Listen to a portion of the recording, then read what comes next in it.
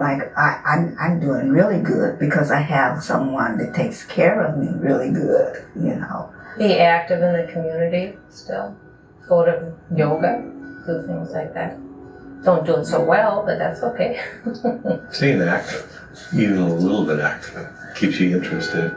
And I like to be around people. When people would struggle, I'd go over and help them. And I found it very uplifting to help other people. You know, you can't deny this disease. If you deny it, you're going to get in trouble.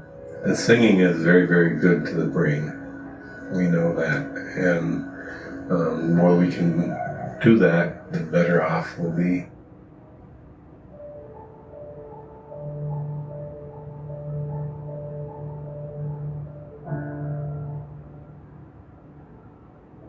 People that have dementia, I think, are very unique. And I think they have a lot to offer still. It's an attitude here. You have to get up in the morning and say, okay, I got to do this today. Even if it's just one thing. I can say to a person that it's going to be all right. And I can say to a person that depend on God.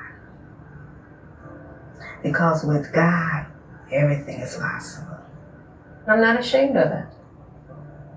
And nobody should be. I mean, I had cancer. Was I ashamed of having cancer? No. Why would I be? You know? Why should I be ashamed of having dementia? I've lasted 14 years with this disease. It's not going to go away. I accept that. Only thing I guess with my future is that I'll work as hard as I can to stay alive and function.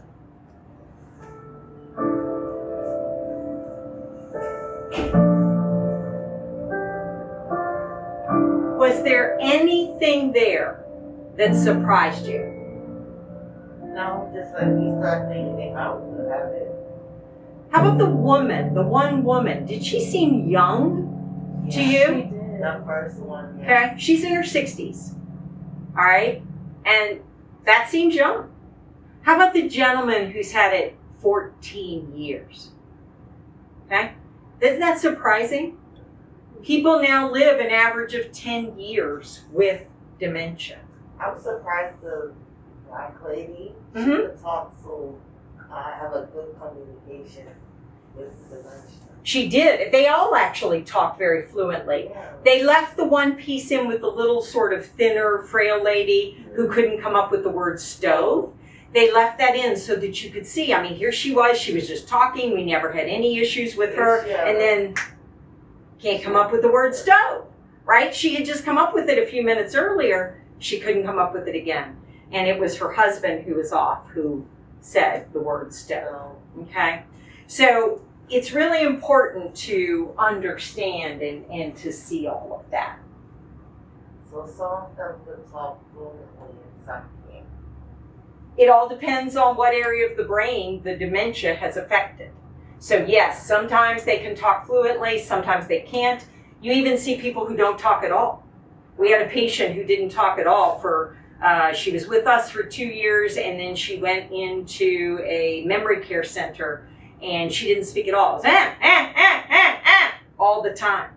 But she could communicate what she wanted even by that. You knew what she wanted, you got used to that. All right, this video gives us the 5 key messages for dementia friends. It is, dementia is not a normal part of aging. Remember when each of these came up on the screen and then each of them talked about that? Yeah. That's what I thought about with the lady who seemed so young, right? Dementia is not a normal part of aging. And we went over the differences between the two, right?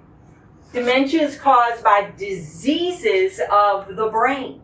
It is a disease that causes the brain to shrink and to become demented in some way. It can be that vascular dementia where the oxygen or the blood flow has been cut off to the brain, and so that's a vascular dementia. It's caused by a disease. Alzheimer's is a disease, okay? My dad with Parkinson's, it was a disease. Parkinson's is a disease, and then it caused the deterioration of the brain, and he had the dementia, all right? So dementia is not just about having memory problems. What else is dementia about? It's not just about memory issues. Balance. Balance, excellent, excellent, yes. It's about balance. You know, it's about, because that gentleman was saying, that's why I take my cane, right? It's about having a productive, full life, even with dementia, all right? It is possible to have a good quality of life with dementia, and it is. I know in our organization we see that all the time, that there is a good quality of life that we can give. My dad had a good quality of life. I hired a great care provider for him, and he really had a good quality of life for about a year when he just sat at home and wouldn't do anything, and I was starting to notice that there was this dementia.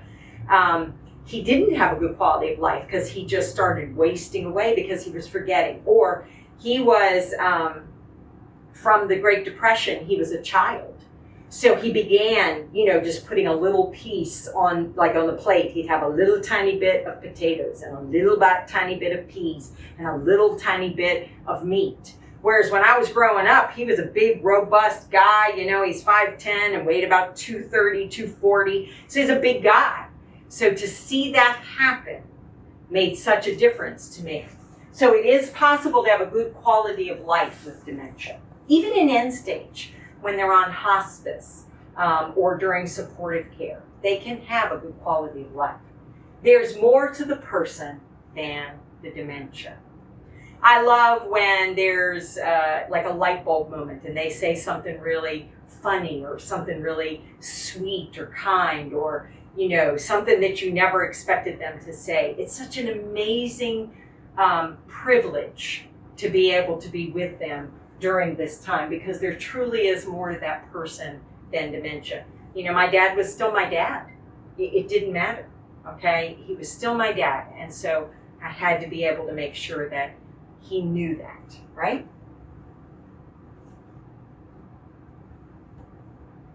All right.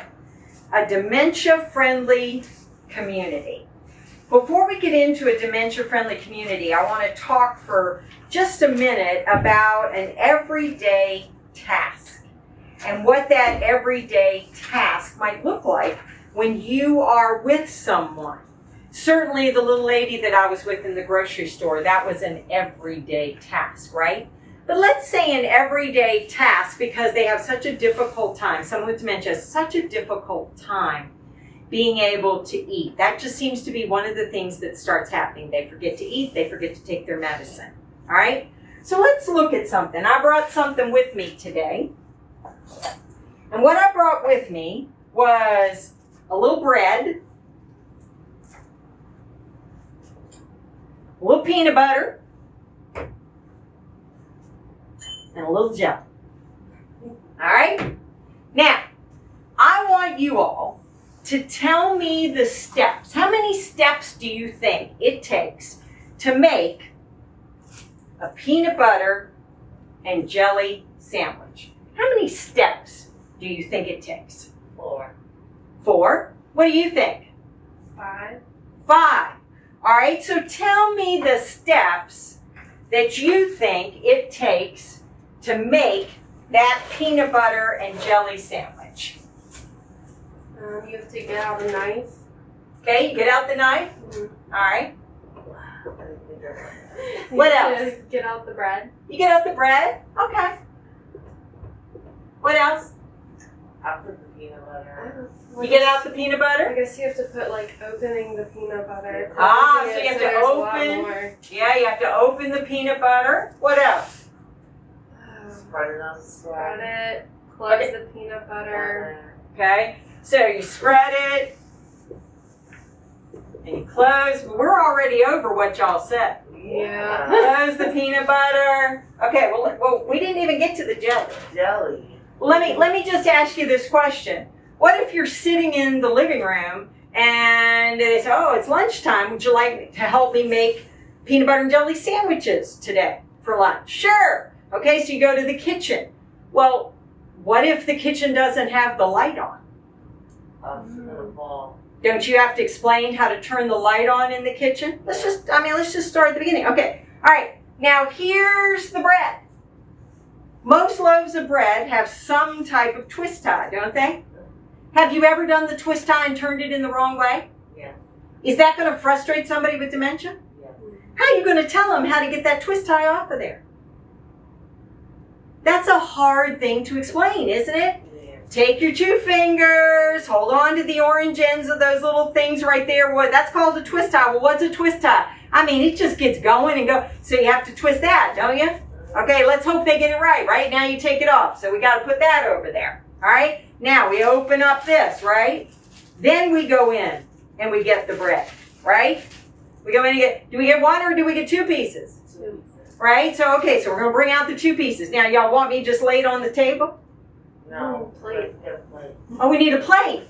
Is peanut butter and jelly, isn't that a little sticky and a little icky? Yeah. Okay, do we need like a napkin or a Oh, paper yeah. towel? Okay, so yeah, we need a plate, we need napkins, we need paper towels. Oh, and I think you had said we need to open the jar, Yeah. right? Okay, so how are we going to explain how to open this jar? Right? That's it. We got to open the jar. All right, now, I don't know about y'all, but okay, so here we go. I got my knife. Okay, now you got to tell them where to go get that knife and how to get it out of the drawer and how to hold it. Because, you know, if they hold it this way, I mean, you could scrape the peanut butter out, right? Okay, so we go in, we scrape the peanut. Now, I'm not going to use this knife in the strawberry jar. No. We have to clean it off. Okay, we got to clean it off. Or some people use a spoon for jelly. And then they plop the jelly on there. And then we got to teach them how to spread it, Right. right? And then we got to tell them, hey, by the way, now that you got all this good stuff here, now we're going to put the 2 halves together, right? When we go through all of this and we actually break it down, because the other piece is, did we wash our hands? No. Oh my gosh. How are you going to show somebody how to wash their hands? But that's part of a process of making a peanut butter and jelly sandwich. When we look at all of these things, it's over 70 steps to make a peanut butter and jelly sandwich. It's huge. 70.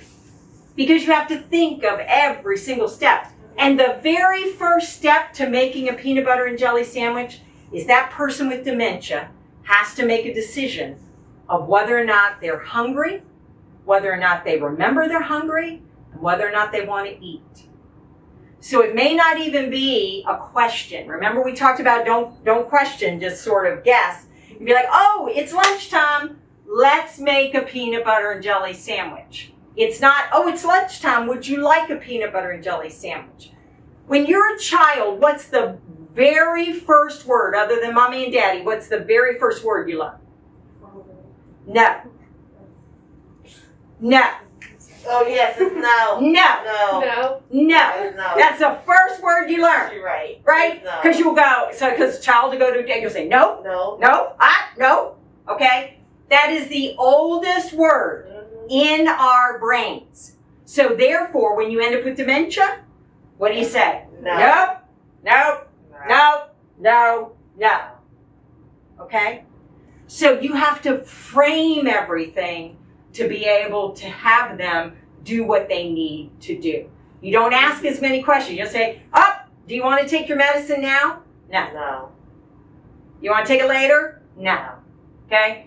It's time to take your medicine. Now, you can say, would you like to take it with orange juice or milk? And you can show them both of them because then they can choose. Because they might not even remember what orange juice or milk looks like. Okay? But if it's right there in front of them, they get to choose. You give them choice. Okay? So when you're talking about making a peanut butter and jelly sandwich with bread, boy, you really have to think through the process with someone with dementia. Okay? So I wanted you to see that very clearly.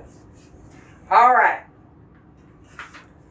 So when we're talking about a dementia-friendly community and being able to do this in our community, it's things like making sure businesses understand, like Food Lion, when I was there with the lady who had urine, her understanding.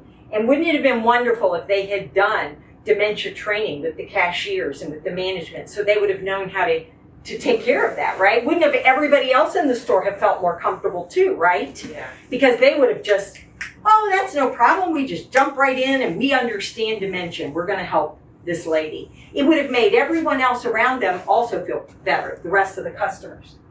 It's public environments that are accessible, that help them, big signs with nice letters on them. So, and it's very, simple so that people can read it and understand. Because I've driven patients with dementia before and they're reading all of the signs as we're going along the highway. They just read and they read and they read and they read, and you gotta let them, because they still have, if they have that ability, that's a great ability for them to continue to do. It also gives you the opportunity to talk about things, right? So the local governments and the emergency planning systems, now EMTs, police, firemen, they all get training in dementia so that they understand when they come to someone's home or they come on a scene of an accident, that what is it we have to process, okay? Faith communities. We're beginning to teach churches. We're beginning to teach other faith communities. How do you deal with people that have dementia in church, in a service, in an environment like that, so that everyone can embrace them? Because one of the oldest memories we all have is singing. And so in any type of faith community environment, didn't you hear that man say, I still love to sing? Yeah. Because that's old memory and it's also deep memory. So singing those songs, coming to church, even if they can't remember everybody, unless it gets to the place where it's too overwhelming and it scares them, it's a wonderful thing for them to be able to do. All right? And making sure that they have financial planning done long before the dementia sets in. We all need to be able to do that. Or right at the beginning stages of dementia so that we have those plans in place, making sure their home is safe for them. That's what we do. That's how we become a dementia-friendly community.